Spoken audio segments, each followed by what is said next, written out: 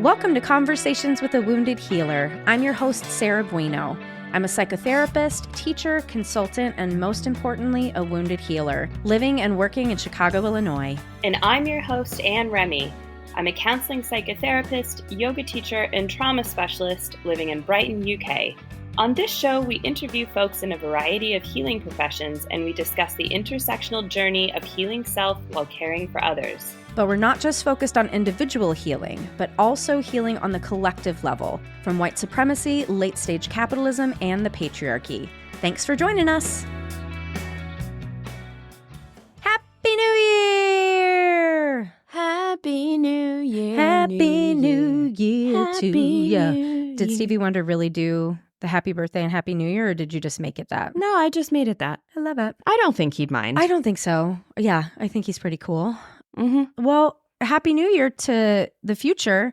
We're recording and it's not even Thanksgiving yet. It's 60 Goes degrees in against Chicago. everything inside of it. Is not that in England. Yeah. It is like 40-ish. Did you just have to convert Celsius in your head? In my head, yes, I did. That's so cute. See, I'm you're good at it You're now. bilingual even if you don't speak another language because you speak Celsius and metric I system. speak Celsius and kilograms and Mhm. kilometers, but I don't speak stones, which is another British way of weighing things. Well, so Happy New Year to the future. Yay! Yay! Yeah, we're recording this because the Creative Imposter amazing team take Love them. a delicious holiday break, and I support Well that earned. very deeply for them. Yes. So we're recording this super early, but we're excited because Anne and I are going to share something new with you for 2024. Fresh. We have decided that we don't talk enough, and so we are.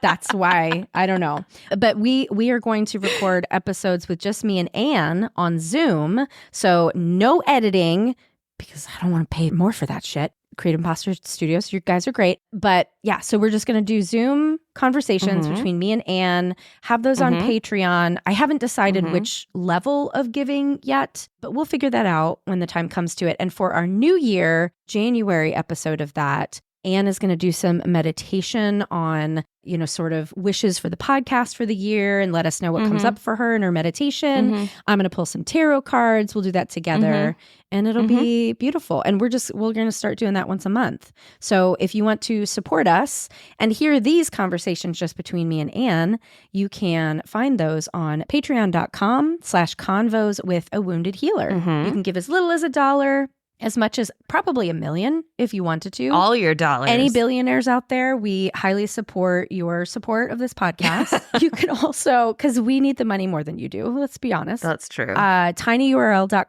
tinyurl.com/CWH merch is where you can find some merchandise, t-shirts, tote bags, notebooks, all kinds of fun things. And you can also rate and review us on Apple Podcasts, which we would appreciate. From the depths of our soul. Yes. Speaking of the depths of our soul. Oh. Like that segue? That was good. Right? That was good. Yeah. This episode really did touch deep parts of my soul, and I'm really curious what happened for you when you listened to Michael. So, we've talked before about how some of this stuff is not my stuff, right? I'm a little wary of spirituality. And What did the spirits ever do to you? well, I'd like to know.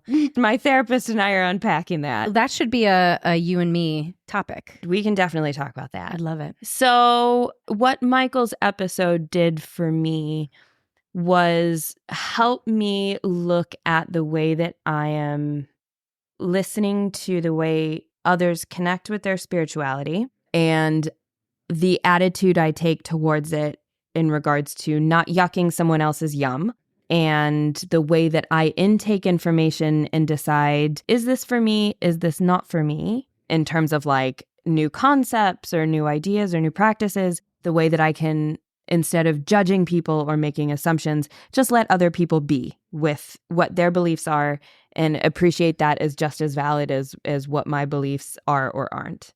And I don't know what it was about Michael, but something they said just landed with me in that way. And I was like, oh, this is really helping me look at this process within myself. That's beautiful. I love that. Yeah. Did you hear? I am curious because I felt, even though the episode that you did with Cheddar and the episode I did with Michael are vastly different in like tone and energy, I felt a similar way in hearing what Michael was saying. Did you feel that same resonance? Yeah, I did. I got the same sort of vibe. And I remember something you said about Cheddar. You said something along the lines of like non-binary and trans people existing on this other sort of plane above the rest of us. And I really got a very similar vibe from Michael, where they've really elected to be who they are unapologetically. And what comes with that is this sort of next level way of thinking and way of being. And right before you and I started recording, I was listening to the episode, and the last thing I heard Michael say before we jumped on together was living in the possibility instead of living in right now, which I feel like I'm gonna try to take that, because I'm in this place that I'm in right now, so grappling with like where we are right now. I have so much fear for our profession and a lot of things in the world. And so I'm going to try to take that sort of idea of living in possibility and see if that supports, I guess, my existence. Because it's hard to exist as a human right now, don't you think? Yeah. And this is as cis white women, right? Like if we're having trouble existing, I can't even imagine what it must feel like for other more marginalized bodies, you know? Yeah.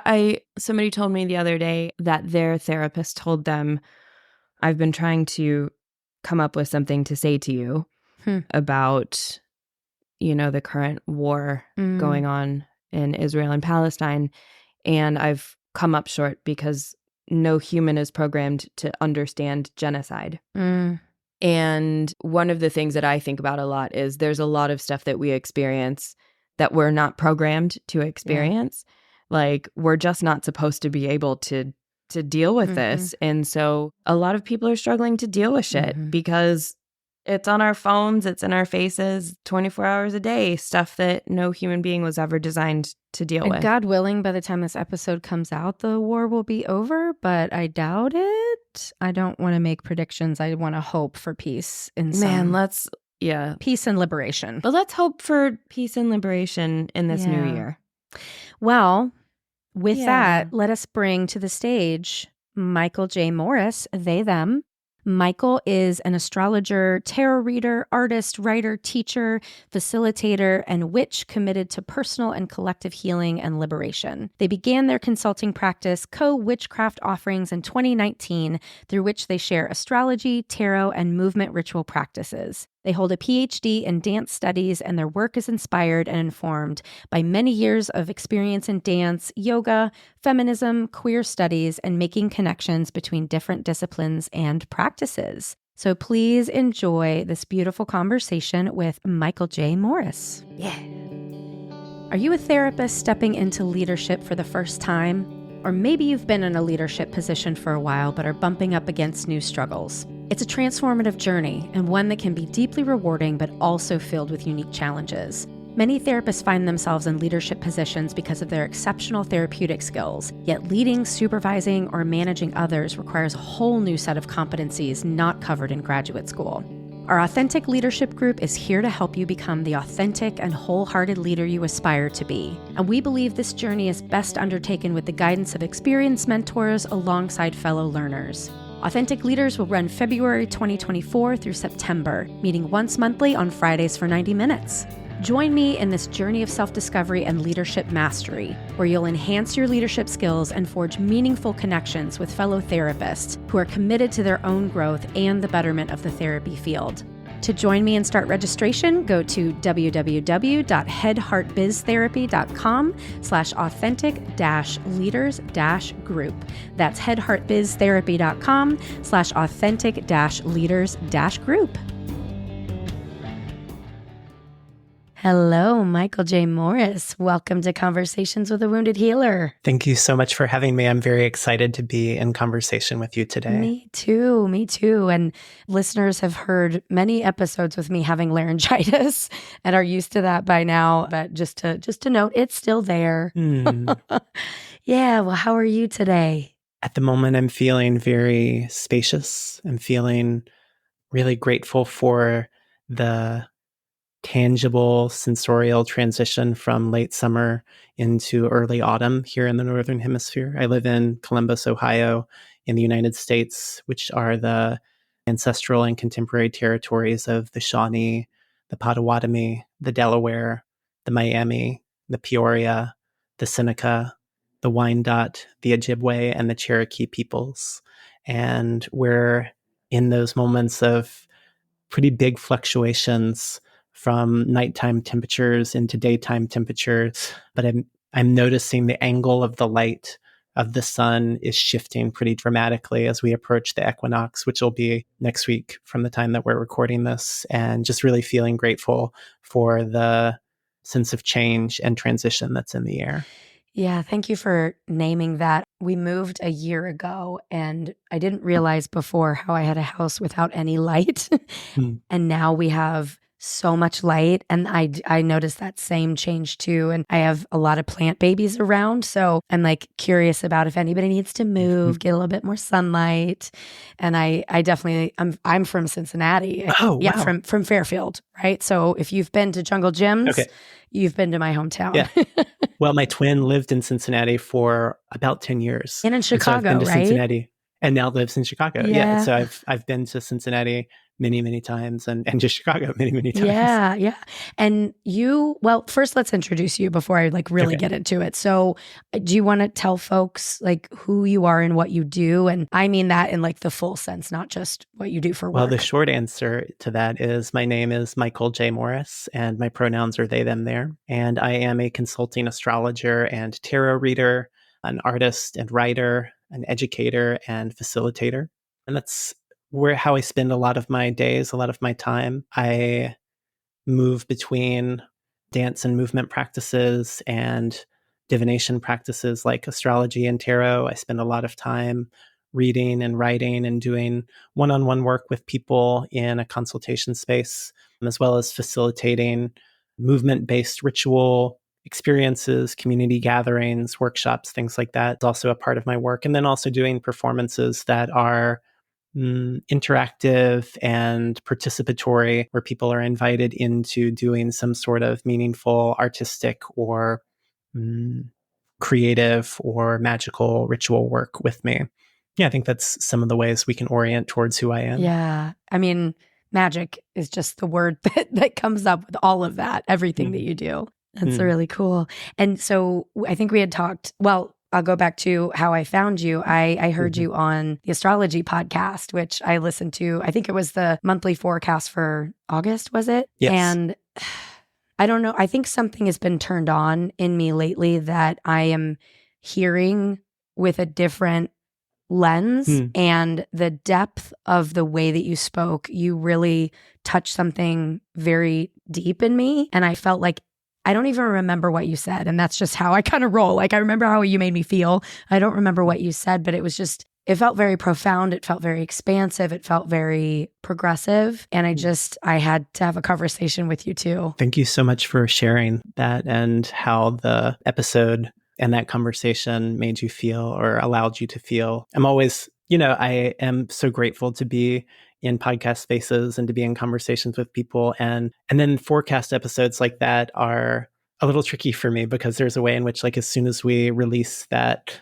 work, as soon as August is over, that episode will never be listened to again because of the ongoing nature of timing and astrology. And at the same time, I think that it was a really meaningful and satisfying conversation. And I was really grateful for the places that we were able to go in terms of discussing things like the Venus retrograde in Leo that was happening this summer, and the ways that Venus was making multiple squares with the planet Uranus during that time, and some of the ways that allowed us to get into conversation around pursuing more liberatory or expansive experiences of desire and pleasure, and what does it mean to embody more of who we were perhaps told we couldn't be in terms of our desires and pleasures. And yeah, those were some of the pieces of that conversation that has continued to reverberate with me since having it. Yeah. And I think that's a great entry point to hearing more about your story and your evolution and how you allowed yourself to step into the magical being that you are. Yeah. Well, I mean, there's multiple ways that we could go into that story. I guess what maybe makes sense is that I was raised in a conservative evangelical Christian family in Baton Rouge, Louisiana. And I guess first started moving towards magical practices or witchcraft more specifically in high school. I felt drawn toward books about witchcraft in the school and public libraries. I think looking back, part of the ways that I've processed that period of my life, I don't think I understood this at the time, but I think that as a young queer person in that deeply evangelical Christian context in the deep South of the United States, I felt forbidden in a lot of ways. And I think instinctively or intuitively, I moved toward other places or spaces that felt forbidden. And witchcraft was one of those spaces. And so it started there in high school, hiding in the stacks of the library, reading books about witchcraft or bringing them home and reading them in the dark with a flashlight late at night in my bedroom, starting to explore what my own ritual practices might look like. And then I went to college in Jackson, Mississippi. I went to a small private Christian college in Mississippi, which was an incredibly difficult place to live, but also had profound experiences in terms of my own development there. During the first year of college, I stumbled into a metaphysical shop called New Vibrations. In Mississippi. And yeah, in Mississippi, in Jackson, Mississippi. Yeah, it opened the year that I started college and it closed the year I finished college. And I'm not saying it only existed for me. But I think it existed for a lot of people. But we're not saying that. No, it created a really necessary sanctuary for me during those years. And New Vibrations was where I first started taking classes in how to read tarot. I started building relationships with specific rocks and stones. I did so much reading. I really started to build a library of books about magic and witchcraft during that time, and was really inspired by the work of people like Starhawk, who is one of the co-founders of the reclaiming tradition of witchcraft, and Phyllis Curott, who's the founder of the Ara tradition of witchcraft, in which I'm also trained in the Ara tradition. That came far later. So at that time, I was just doing a lot of reading and finding my way through and trying my best to explore what ritual and magic and witchcraft meant for me, while still, being at a Christian college and still in some ways identifying as a Christian during those first years. But those were also the same years that I was really becoming an artist. I was a dance major in college. I had started dancing in high school and then went on to major in dance in college, which then has become a major trajectory in my life as well. I went on to get a Ph.D. in dance studies and taught in dance departments in universities for many years. And those college years, especially the first year of college, was when I was also coming to terms with myself as a queer person, my own queerness. And so in a lot of ways, these threads of magic and witchcraft and dance and movement and queerness are really woven together in my experience in of all of those pieces coming together. And I could probably say more if we want to later in our discussion about how those things come together for me. But then during those years were also the years that I bought my first books on astrology, which were really initially like supplements to my magical practices. I had a practice of going out and honoring and observing the full moon at this reservoir on the Natchez Trace, which was just north of Jackson, Mississippi, where I was living. And so I was getting more physically, in an embodied way, in touch with the lunation cycles and the waxing and the waning of the moon. And I think that made me more curious about how we make meaning or how we co-create with the sky, with the cosmos. And so I got a couple of used books on astrology from the used bookstore in Jackson. And I think those years, from that point, I really had a superficial understanding of astrology. I didn't see my natal chart for the first time until 2014. And shortly thereafter was when I started really deepening my study of astrology, mostly book taught astrology for the first couple of years. And then I started taking classes, online classes with people like Chani and Demetra George. Then eventually did my Hellenistic astrology certification with Chris Brennan, who's the host of the astrology podcast that I was on when you heard our conversation. And then went on to take classes with Kelly Surtees, with whom I am now working in her online astrology courses, helping her teach the material that she's teaching. And so a lot of that is, those are some of the pieces of how I came into a lot of the work that I'm doing now. Yeah. Well, what struck me really initially when you said you personally felt forbidden and all of the magical practices. Let's see. I have feelings and they don't have words with them yet because I'm feeling the truth of and the depth of the connection that you had to create to yourself in order to allow yourself to be who you were, even though everyone around you would have told you it was forbidden. And I mean, it's beautiful to witness. I feel honored for you to share that with me and with the listeners. And it also makes me sad that there are so many people in this world right now that think that people who move through the world like you and like I and many of the listeners shouldn't be living that way. Yeah, I mean, I am actually working on a research project right now for a conference that I'm speaking at in a couple of weeks, which may have already happened by the time this comes out in the world. But I'm looking at the transgender liberation movement through an astrological lens and some of the larger planetary cycles, namely the Uranus-Pluto cycle and the Saturn-Uranus cycle, and the ways in which significant events and turning points in the movement for transgender liberation, really starting in 1966 with the Compton's Cafeteria riot in San Francisco, and then with the Stonewall riots in New York in 1969. And then from those events, looking at where and how we came to where we are now.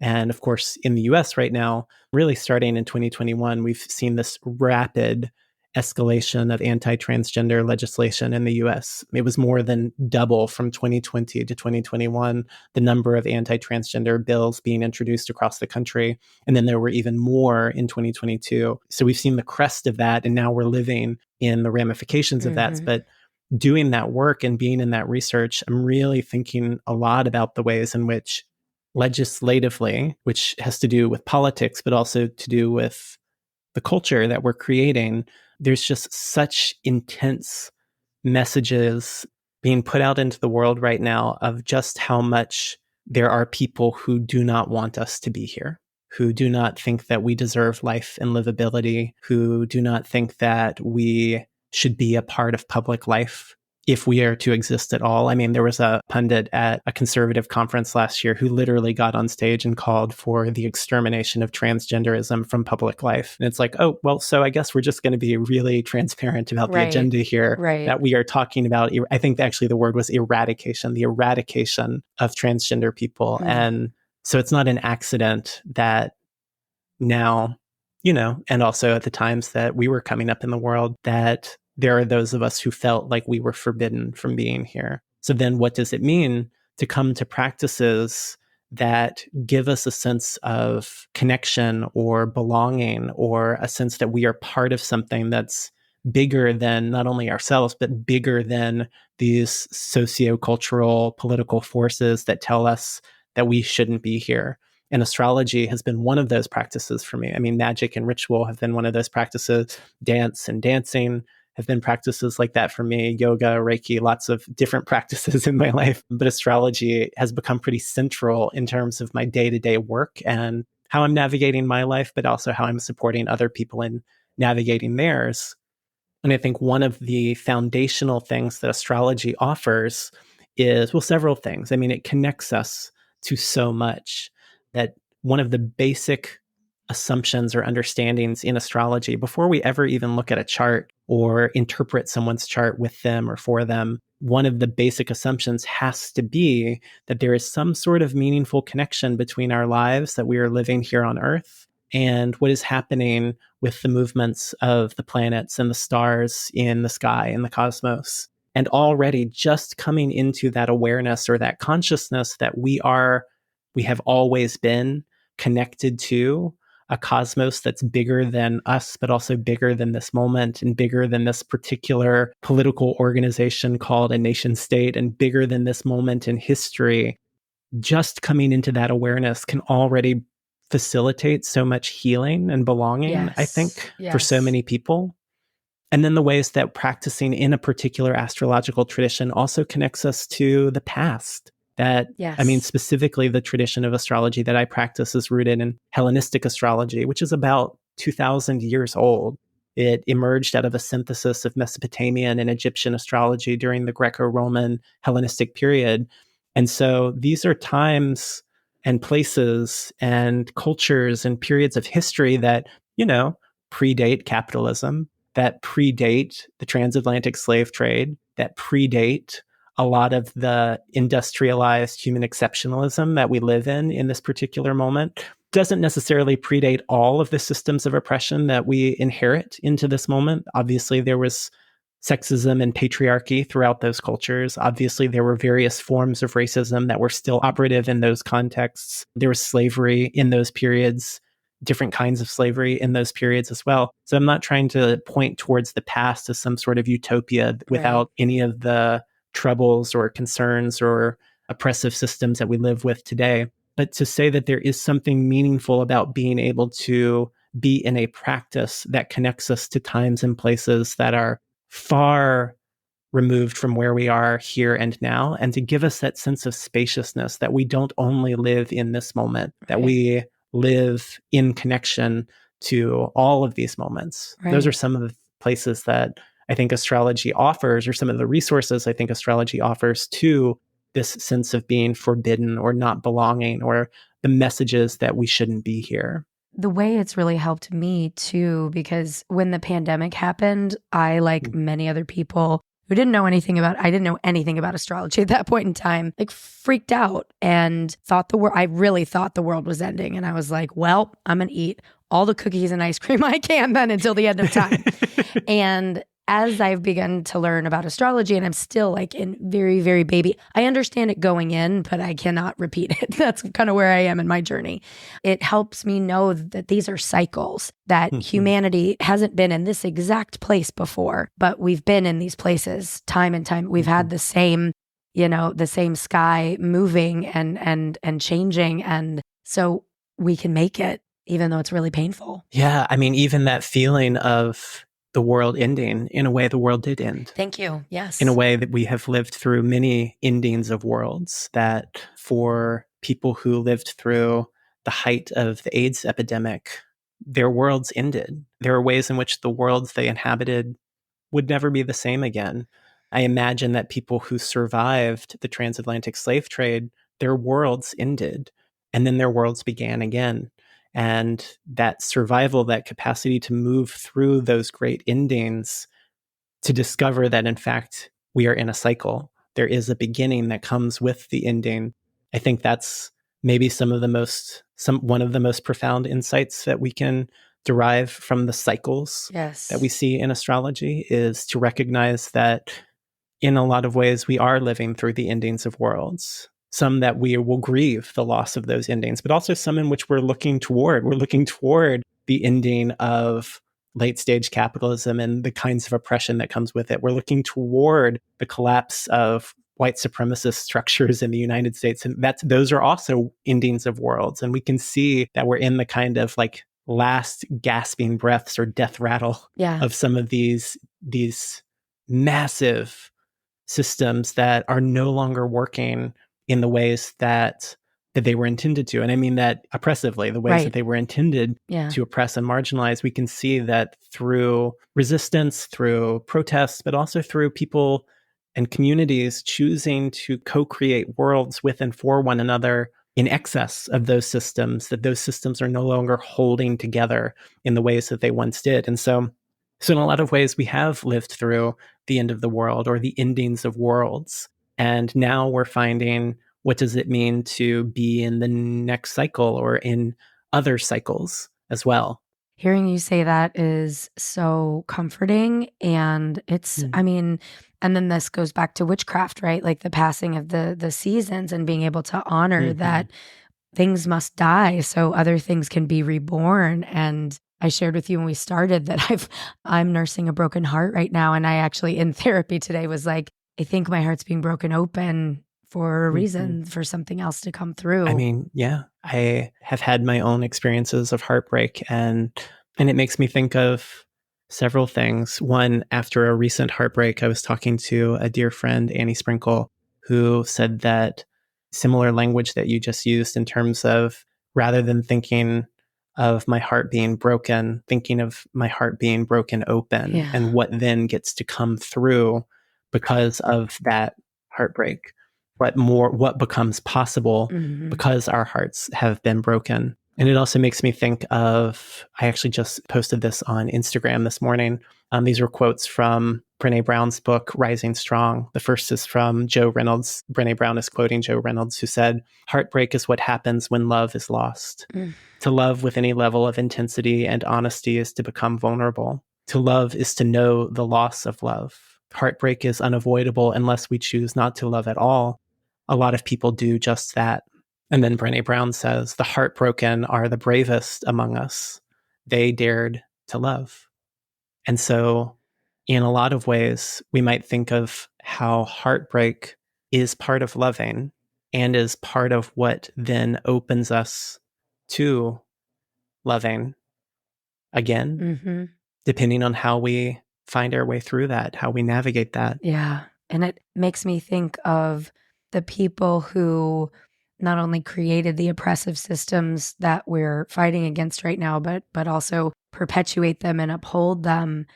They can't hear that because there's so much scarcity, there's so much contraction. And I'm so grateful to be here with you today and to be able to feel everything, all of it, as painful as it is to really, and I believe you, and I've never been able to believe in expansion in a time of heartbreak and contraction before. Yeah. It's funny because I thought about canceling today, but then I was like, no, I think there's some medicine in our conversation. And just, I've been saying lately on the podcast, I really, really think that people who are trans and non-binary, I think your brains are more evolved. I truly do, because the way that you're speaking, what I'm hearing and what I'm feeling with you is more than what I know, if that makes any sense. Sometimes I say things where the words just don't do them justice, but I know that the listeners get it when I say that you have more in a beautiful way. I think, I'm guessing you can imagine a world, a future much differently than I can. Well, I mean, I think so many things about that. First, thank you for being here and for being with all of the feelings, all of the tenderness, all of the heartbreak, and also all of the possibility and the potentiality of what else could be in this moment. And to be with that with me feels like such an honor and such a gift. Thank you. I think that there probably are ways that experiences of moving through the world as a transgender person, as a non-binary person, does ask or invite us or require us to consider or think about things that maybe we wouldn't otherwise, or to consider and think about things in ways that we maybe wouldn't otherwise. And also, I think that if there is more that I am capable of sensing or perceiving or sharing, I think a lot of it has to do with the people who I've learned from. That I often think about the fact that I'm not, wherever I am or whatever I'm doing or saying or thinking, is I'm not the only one here. Yeah. I'm thinking with countless others who have supported and shaped my thinking. And one of the things that you said made me think of this quote from Marquis Spey, who wrote a book called Black Trans Feminism, who said that our feminism is inextricable from our being able to live otherwise. And I think that that's so much of what fuels and supports and enables our capacity to move toward a different world, towards hopefully a better world, is that capacity to be able to imagine even living otherwise. What else might life look like? And I think that sense of possibility, I have a loved one actually who lives in Chicago who said sometime this year that the way that she talks about God, I talk about possibility. That maybe possibility Is God. is integral to my Yeah. understanding of divinity. And I was Wow. like, I think so. I think you're right. Because I think that the ability to be fully present and committed to the felt experience of this moment, while also understanding that this moment is always already connected to a whole constellation of other possible moments, is part of what allows us to function in this moment. I mean, that's something that happens a lot in ritual, is that we often say whenever we're creating or recognizing sacred space that we are between the worlds. Mhm. And after, 20 years of approximately 20 years of practicing witchcraft, one of the ways that I've thought about, like, what does it mean to be between the worlds? Mm. I've come to think about it as being between the world as it has been and all the possible worlds that are yet to come. And that in this moment, when we ground ourselves in this moment, yes, we're connecting to the only thing that exists, which is right now. And we are also connected to all of these currents and waves of possibility and potentiality for how else the world might yet become. And then that's where magic happens, is within that field of possibility, what are the currents that we're going to tap into? What are the directions or the trajectories that we're going to put our energy into or move with in order to make that possible world more possible than others? And, that's the work of magic and ritual, but that's also the work of organizing and activism, is to commit to particular currents that make some worlds more possible than other worlds. And you're just making me sort of crystallize, I think, one of the reasons I feel so overwhelmed and I feel like I get stuck being unable to imagine a more expansive future. And it's because I get so caught up in being angry and being pushing against what is. And my curiosity is, are you spending more of your time just creating and imagining? And that it's like leading you to freedom, liberation. I think that is a big part of it. I think anger is important too. And some thinking around that might come together. But in terms of where we put our energy, I think that it is, actually, the friend who I mentioned earlier, Annie Sprinkle, she and her partner and collaborator, Beth Stevens, had this project for many years. It was a 7-year project called the Love Art Laboratory, which was intentionally a response that was started in, I want to say, 2005 or 2006. That was intentionally a response to the anti-same-sex marriage movement that was really volatile in the US at the time, but also the wars that the US was engaged in, as well as what they described as a pervasive culture of greed. And they produced a kind of art that was really inspiring to me as a college student, and then went on to write about them in my dissertation in my doctorate, that rather than making work that focused on protesting these forces that they were identifying in the world, they made art that embodied love and connection and community. They made more of what they wanted to see in the world, rather than channeling or focusing their energy on what they wanted to see less of in the world. I think we need both. Yeah. And I do think that sometimes when we are swept up in really important experiences of anger, it feels harder to give our energy, our attention, our imagination to creating more of what we want to see in the world. Yeah, and I think it also matters what systems we're interacting with on a regular basis. Because when I think about what I want for my profession of psychotherapists, I think that what we need is to get reconnected with our hearts and our bodies. And there is so much resistance to that individually and collectively in the profession.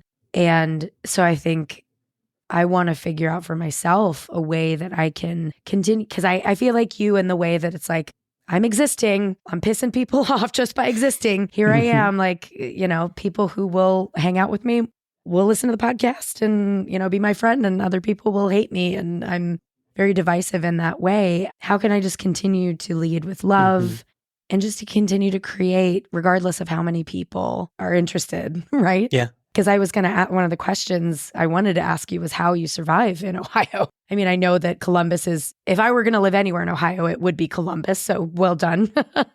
Thanks. But I'm sure you're seeing Trump signs all over the place. And there's a lot in the state that's really, really toxic. Mm-hmm. Yeah, I love living in Columbus. I moved here for grad school in 2008 and then got a job straight out of grad school here. And then after that job ended and I moved into full-time self-employment as an astrologer and tarot reader and ritual facilitator, I've continued to make this place my home. There's a lot of reasons for that. I think you're right that Columbus is unique in the landscape, the political landscape of Ohio. I actually don't see a lot of Trump signs or anything like that in Columbus. Good. But I did just drive to Michigan and back this past weekend to visit friends. And I saw a lot along the way on that drive, moving through the more rural parts of Ohio and even in Michigan. Yeah. And I could feel the difference of that. But I mean, some of the things I love about Columbus is the rich community that I've built here or been honored to be part of here over the 15 years that I've lived here. Queer communities, burlesque communities, yoga communities, queer yoga communities, communities of people who are in various ways engaged in magic and ritual and witchcraft and dance communities. There's been such a rich, vibrant source of community here. But then also, and I say this a lot to people, so if people are listening, they're like, oh, I've heard them say this before. Columbus feels like a really resilient place with which to ride out the climate apocalypse, by which I mean, we don't have wildfires, we don't have earthquakes, we don't have hurricanes, we don't have floods, we don't have droughts. You do have tornadoes, though. We test the tornado sirens every Wednesday, but I've lived here for 15 years and we've never had one. They came to Chicago, actually. They followed me. They came with you, And so like in terms of like the undeniable climate catastrophes that people are facing all over this planet, it feels like the Midwest is shockingly resilient in terms of a lot of those things. And so that's part of why I love living here. And then also just the connection to the land and the landscape and the rivers here are a big part of what sustains me. So in terms of that question of like, how am I surviving? A big part of it is community and then connection with the more than human world here, with the rivers, with the land. And then the practices that would be part of what sustains me wherever I am. Practices like witchcraft and ritual and astrology and tarot and dance making and moving. Those are all part of, I think, what sustained me. That's really beautiful. So I'm really curious your answer to this question. How do you relate to the word healer? I think I'm more inclined toward the word healing than healer, which is a subtle distinction, I know. I often say that my work is committed to personal and collective healing and liberation. I absolutely think that the practices that I offer and facilitate, that we've talked about, like astrology and tarot and ritual, etc., have the capacity to support us in our healing. And that our personal healing that we're doing with ourselves is never separate from collective healing, because so many of our wounds are simply the parts of collective, larger social cultural wounds that we are carrying. And I guess I think there's several things that I think about healing at this point in my work, several persisting beliefs, I guess I would say. The first is that, from my view, healing is not linear and it may not have an end point. Damn straight. Right. Which is something that I think I learned from the work of a postmodern dance pioneer named Anna Halprin, who did a lot of work around dance and healing. And that was something that she articulated, that healing is an ongoing process and it's a practice. And some of the language that I've come to over the years is that it's perhaps healing as a way of being with our wounds rather than those wounds ever necessarily going away. And knowing that they will never have not happened. So then how do we be with them? That to me is the practice of healing. And then for me also, I use the word healing almost synonymous with the word connection. It seems to me that so much of our pain and suffering and dis-ease comes from disconnection, some of which you were already gesturing toward, disconnection from ourselves, from our bodies, from the earth, from our ancestors and our traditions, from one another. And I think this idea I came to several different ways. One was very specifically from the work of a queer Jewish witch and community-based healer named Dory Midnight, who has talked about healing as connection. But also, I think this was an idea that I came to through a lot of feminism, specifically Black feminism, and also the healing justice movement. This recognition that my suffering and oppression are not separate from the suffering and oppression of others, which means that my healing and my well-being will not be separate from the healing and the well-being of others either, especially those who are most marginalized in our world. And we see this from the Combahee River Collective, who wrote in 1977 that if Black women were free, it would mean that everyone else would have to be free, since our freedom would necessitate the destruction of all systems of oppression. And we see this in Kimberly Crenshaw's introduction of the idea of intersectionality, the idea that those who are most marginalized in our world, who live at the intersections of many different axes of oppression, that their liberation would facilitate the liberation of other people who live at any of those axes of oppression. And we get this from Fannie Lou Hamer, who was a civil rights activist, and among other things, who said that nobody's free until everybody's free. And also Audre Lorde, who taught us that I am not free while any woman is unfree, even when her shackles are very different from my own. She wrote that I am not free as long as one person of color remains chained, nor is any one of you. And then Marsha P. Johnson taught us, you never completely have your rights, one person, until you all have your rights. And I think what all of these pioneers, these leaders, these artists and activists and thinkers were gesturing towards in what we might broadly consider a movement of Black feminism is an understanding that in as much as our oppressions are not separate from one another, then our healing and our liberation cannot be separate from one another either. And so my hope is that in the work that I'm doing, the one-on-one work that I do with clients, working with astrology and with tarot, the more community-based work that I'm doing with movement ritual is a way of doing the work of our healing with one another, whether it's just the two of us or whether it's in community in some way, and recognizing that even in those contexts, even if it is seemingly just the two of us on a Zoom call or the 20 of us in a movement space for a workshop, that we are doing work that's related to the healing, the liberation of others who are not in that space, because we're doing the work of healing our part of a wound that's bigger than any one of us. Does that make sense? So much sense. And it just feels so good. It feels so true. And I think, I can see how my mind is continuing to go back to the people who don't believe what we believe, but to divorce oneself from another person's humanity so much that you can hate them and want to eradicate them means you're divorced from your own.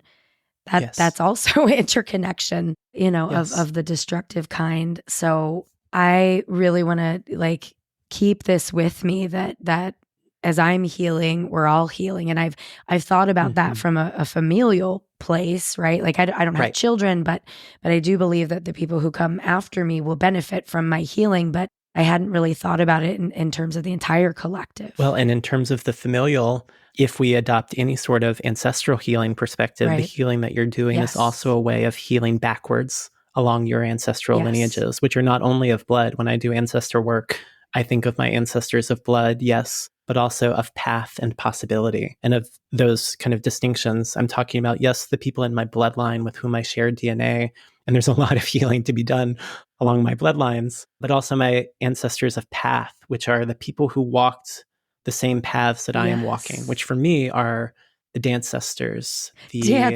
witches. I love it. Dancestors. Sorry, that's a thing we say in the dance world. Our dance ancestors, who quite literally live in our bodies, not through DNA, but because how you move shapes the body that you are. Any physical therapist, let alone kinesiologist or dancer or anything, will tell you that when you do an action over time, it literally reshapes your tissues and bones. And so my body has been shaped by the movement of dancers and choreographers who are no longer here, who their movement was passed down through other people into my body, and my body then transmits that to other bodies. And so in a very physical but not genetic way, the dancers who came before me are literally my ancestors of this body that I am. And so the ancestors of path, I also include the witches and ritualists and practitioners of the various traditions that I'm a part of in terms of yoga, in terms of Reiki, these paths that I've chosen to move along, that those people are my ancestors as well. And then I think of ancestors of possibility, which for me are primarily the queer and transcestors, the people who lived lives so that the life that I am now living is possible. Yeah. And we may or may not be connected by blood, but we're connected by possibility. And so when I do my healing work around gender and sexuality, the ways the world has made me feel unwanted or that I don't belong, as I do that work of healing with myself, I'm also healing something with and for them as well. And I'm doing that with the ancestors and the witches who came before, and I'm doing that for my blood ancestors. And so, yes, definitely the healing we do creates a different set of possibilities for those who come after. And if we hold with this cyclic, nonlinear view of time, there are ways in which it must also do something for those who came before, that history is not actually a closed book, that there are things that are changing for us and for others in the past because of what we are doing. I absolutely believe that. Yes. Yes. Yes. And I can't remember where I had heard that recently, but they didn't use the term ancestors of path. But I love that because I'm a musician too. So I think about, musicians who've come before me, therapists who came before me, and all the traditions. So I am so grateful to be in connection. This has just filled my heart in a way that I don't think I'll know. Really, but this has been really, really special. I'm so glad. Yeah. I was quickly looking for this reference that really shaped my understanding of nonlinear time. And it comes from Alexis Pauline Gumbs, who she said this in a podcast, on a podcast episode on how to survive the end of the world with Adrienne Marie Brown and Autumn Brown. And she was talking about nonlinear time. And let's see if I can find it before we wrap up. I might not be able to find it. I might just have to paraphrase. Oh, here it is. She describes what does it mean to be present within a nonlinear time. And she says that being present is not to exist in isolation. She says, if I'm present, everyone is here. If I'm present, I have access to everyone and every moment that's ever existed. It's not linear in the sense that I cannot be separated from that love that has generated me. I'm connected to that. And that's what has generated me and also what's being generated. And that changed so much for me, maybe changed everything for me when I heard that, this idea that, well, first, that I can never be disconnected from the love that generated me. And that's a love that's bigger than just like, who were your parents or who were your grandparents, but like, what was the love of life, of this world that brought me into being, and that's what I'm here to generate and to create and as well. But also this idea that part of what it means to be more and more present, which is, language that we use in ritual, but also language that we use or we hear in mindfulness conversations and in therapeutic contexts, like being present as a remedy for so much of our suffering, that part of what it means to be present is to be aware of our access to everyone in every moment that's ever existed or will exist, because it's all connected to what's happening here and now. And there's so many pathways that we could explore to facilitate those connections. As I've said, like astrology is one of those for me. That is, as I build ongoing relationships with the moon and the sun and the planets, with their cycles, with the changing seasons, that I understand that this moment is part of other moments, that other moments are part of this moment. That I even said I was doing some writing at some point, sort of in response to, can't remember if it was something that someone said on social media or if it was something a client said, but I was just thinking about like, why do we in astrology, a big part of astrology is looking ahead, even like the episode that you listened to on the astrology podcast, of looking ahead at what's coming in the astrology or coming in the movement of the planets as a way of understanding ultimately something about the future. And why do we do that?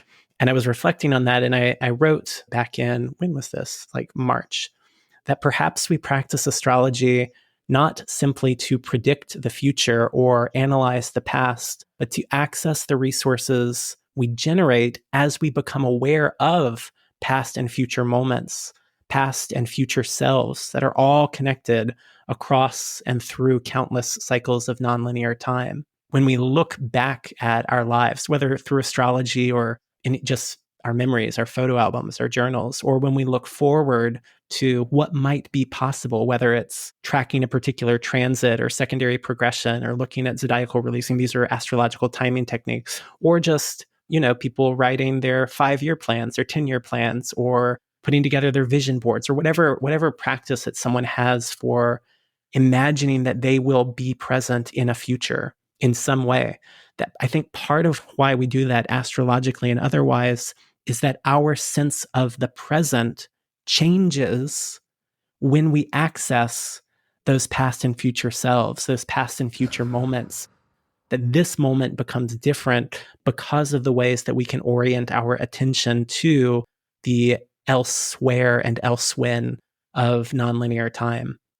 Yeah, that was what came up for me as we were turning our attention to and from that piece. I'm going to weep when this is over, but in a cathartic, joyful, and like all of it way. Like, yeah, thank you for what you've given to me today. And I know when the listeners get to hear this, there will be a lot of medicine delivered in this. So I am beyond grateful. Me too. It makes me think of one of the principles of emergent strategy that is articulated by Adrienne Marie Brown in the book Emergent Strategy is, what is the conversation?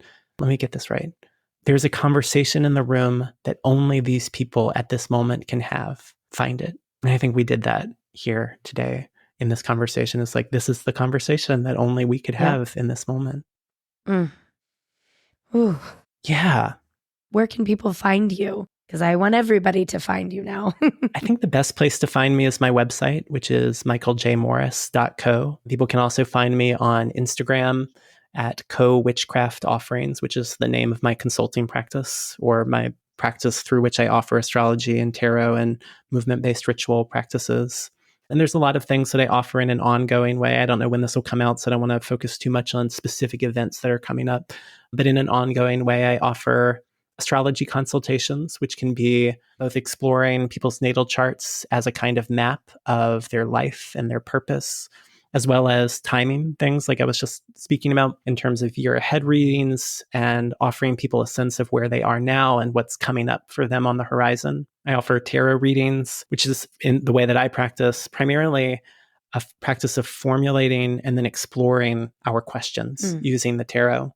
I offer one-on-one tutoring and mentorship for people who are studying astrology and who are looking for some additional support in their studies. It's a common experience, I think, for people who've been reading astrology books for many years or even taken several years of courses with an astrologer, that there's this growing list of questions of like, but what about? But you just want to like talk through with someone. And that's really what that offering is for. It's just to give people some support in their studies. It's not a structured curriculum. It's just a place to be with someone who can talk through some of those questions with you. And then this autumn, I'm also piloting a new offering called A Room Beneath the Stars, which is a once a month facilitated conversation that's rooted in astrology and engaged with coming into right relationship with change.